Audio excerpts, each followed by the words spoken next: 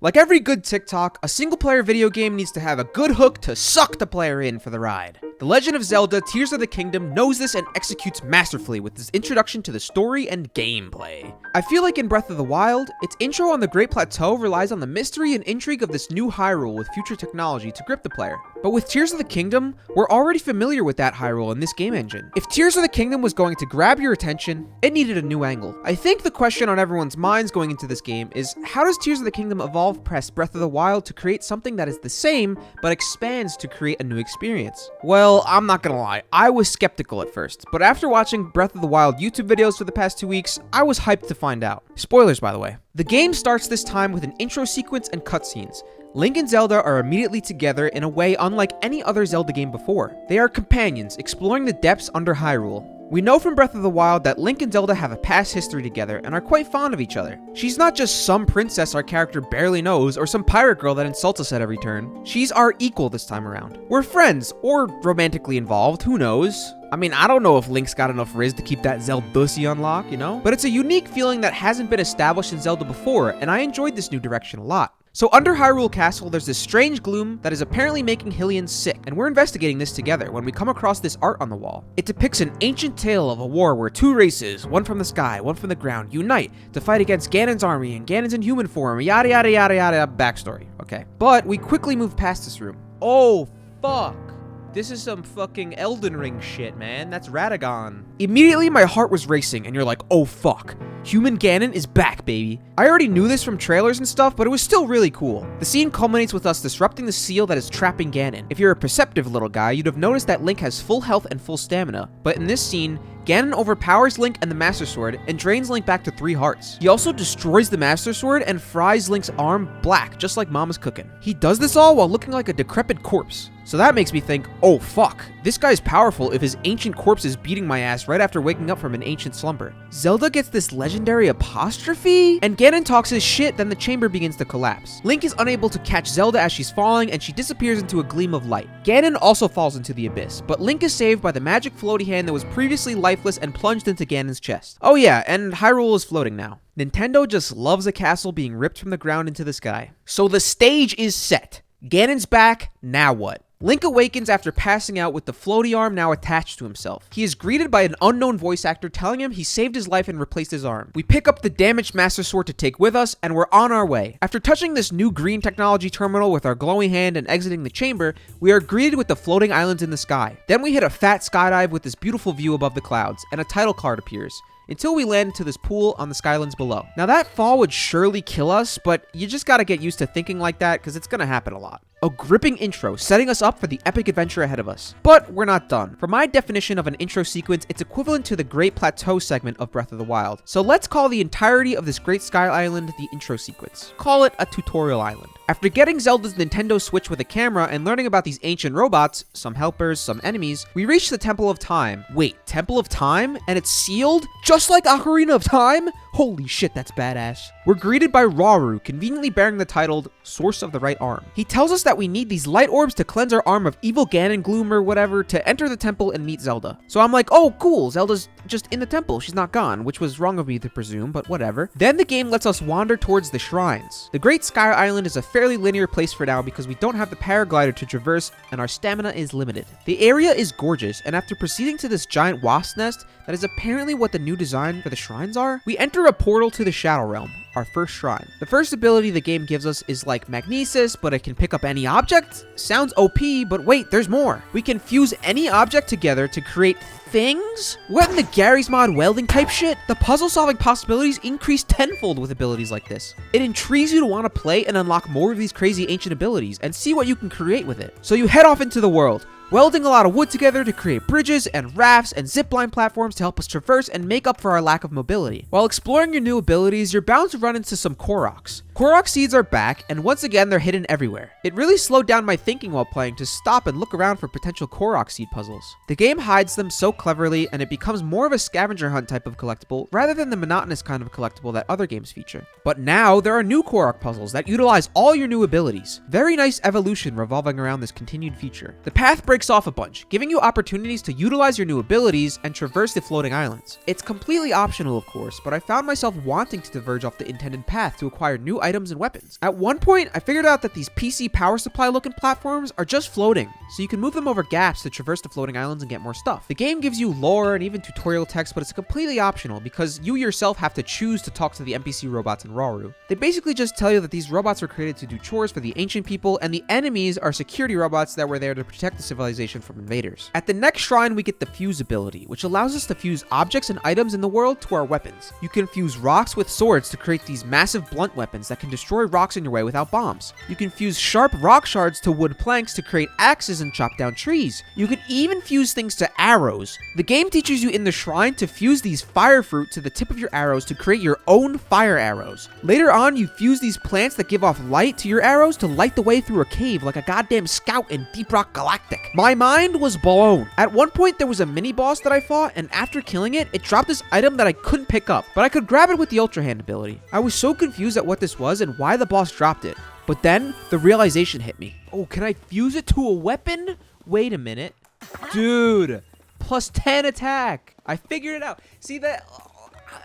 I used my brain, man. I figured out that I could fucking what it's used for. I fused the item with a tree branch to create a weapon that was twice as powerful as any other weapon I had before. The moment I realized this was one of the most satisfying things ever, to have all these new mechanics click in my head. Again, it was another new ability opening up many puzzle-solving possibilities. After leaving the shrine, we are rewarded with a fuel cell holder thingy, and then we are introduced to the Zonai technology. This is set up by the game giving us fans that we are supposed to attach to the back of a raft to propel across a river that is too wide to swim across. From here, my mind was even more blown. More and more possibilities were opening up in my head for creative ways to play and traverse the land. I mean, we're talking about crafting vehicles from objects in the world, just like Gary's mod. I mean, how many old YouTubers made a video trying to create a car in Gary's mod, and now we're just doing it casually in Zelda? We use the drops from the enemies called Zonai charges to power the technology, making a new resource that's incredibly useful for powering many machines that we'll probably end up making. The game also shows us Zonaite ore, which can be processed into more Zonai charges, and also these other items, which I'm not too sure what they do yet. Apparently they can be made into energy wells. I'm not quite sure yet, but I'm excited to learn. Anyways, I wandered up to this cave system where I found some familiar things from previous Zelda games that didn't appear in Breath of the Wild. There were bomb flowers. At first, my mind immediately went to the fact that the original abilities from the Sheikah Slate were not returning in this game, and that speedrunners were about to lose their traversing skills with Boomy Zoomies and BSSLs. Although, I'm sure Nintendo patched those out anyways, so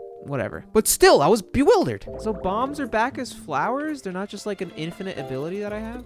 Did uncovering this ancient civilization bring back enemies and tropes of Zelda's past games? Were we about to have a more traditional Zelda formula in an open world Breath of the Wild engine? After using this bomb flower to kill this wall slug, I picked up this like core, and oh my god, they added like in the Breath of the Wild universe. I was freaking out on what other enemies, items, dungeons, and tropes this game was going to bring back from the older games, just refined in the Breath of the Wild engine. They already brought back human form Ganon, so what else was possible? It was exciting and gripping me to keep playing to find out. Shortly after traversing the cold, we enter our third shrine and get the Ascend ability. As long as there's a traversable platform directly above Link, you can warp straight through it vertically to ascend up platforms. Insanely hype movement tool, but at first I was skeptical of how limited it is. It wasn't until I accidentally fell off this top island that I learned how powerful it is. I was extremely annoyed that I was going to have to walk all the way around in the cold, but then I had a thought. Can I ascend to this whole damn fucking thing?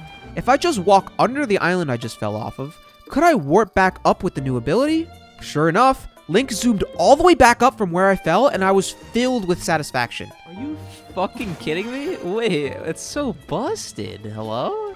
I took a quick flight on the Sandbird, which, by the way, after soaring the skies, controlling this thing by walking around, then panicking when my fan turned off, only to realize that I was gliding and not about to fall out of the sky, it was a hype moment. I mean, like, building flying machines? What are we doing here? After a miscalculated landing on top of the Temple of Time, I jumped all the way back down into this water. Then my plan was to use the new Ascend ability and go straight up through the floor of the bridge in front of the entrance to the Temple of Time when I noticed something. A new Korok puzzle that rewards you for ascending through the Korok log on the ceiling. Pretty neat. A good innovation on the Korok puzzles. I then entered the Temple of Time, where Link was rushed into a catatonic state. Seeing Zelda, she rewarded me with a reverse time ability, and then vanished as Link woke back up in reality. It was explained that this was just some kind of vision I had, and that Zelda wasn't actually here, which was kind of a bummer, but hey, new ability. After using our new ability to reverse time and change the direction of these cogs, we're greeted with a door that once again is sealed, and we're too weak to open. But in this room, there's a prayer statue, exactly like the Breath of the Wild prayer statues where you can upgrade your health and stamina. Rauru Haru explains that I should get one more shrine to get a 4th light orb to get a 4th heart so that I'm strong enough to open the door. So I do that and then return. Upon opening the door, we reach this glowing light. Our master sword glows and we give the glowing light the damaged sword. We then see Zelda receive the sword in another realm,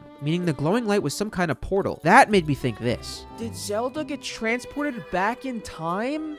But also she could just be in the spirit realm or some shit, I don't know. But it was still fun to theorize, and it further drives the wish to play more and find out. After the cutscene, we reach the end of this bridge, where a dragon bursts through the clouds, revealing Hyrule below in epic fashion. Link dives off the edge, plunging down towards the Kingdom of Hyrule. It's another fall that, regardless of having water underneath you, that was definitely not deep enough, would surely kill Link, but we'll ignore it. But while you're falling, you can get a good look at what Hyrule looks like from up above. And that's the intro to The Legend of Zelda Tears of the Kingdom. There's still 2 more ability slots that are empty, and I'm incredibly excited to find out what they are. The 3 abilities we've already unlocked make the player experience the world of Breath of the Wild in a whole new light. Every item lying around you in the world is now useful. You can build big items into vehicles and bridges and construct new ways to traverse the land. There's even use for every single little item. Every last little pickup is usable on your arrows and weapons to create new creations that do more damage or enhance them with elemental effects. I feel like in Breath of the Wild, once you've picked up enough of one item, you start to ignore most of the items in the game. While I think this will still happen on some scale as I progress through Tears of the Kingdom, I'll be using items more than I ever did in Breath of the Wild. This gives items more value, the more rare and useful they are. Imagine strolling through Breath of the Wild and bursting with excitement at the sight of a plant. Well, in Tears of the Kingdom, that plant could be a rare resource that changes your arrows to shock arrows or something, dealing more damage and helping you out in more fights. It's a genius design change that makes a menial task like picking up items in Breath of the Wild exciting in Tears of the Kingdom. It makes more items more finite resources that you will constantly be seeking out to replenish, giving you a new outlook on Hyrule and changing the way you play this Zelda game. The best part is, all of the abilities make you think about the Kingdom of Hyrule in an entirely new light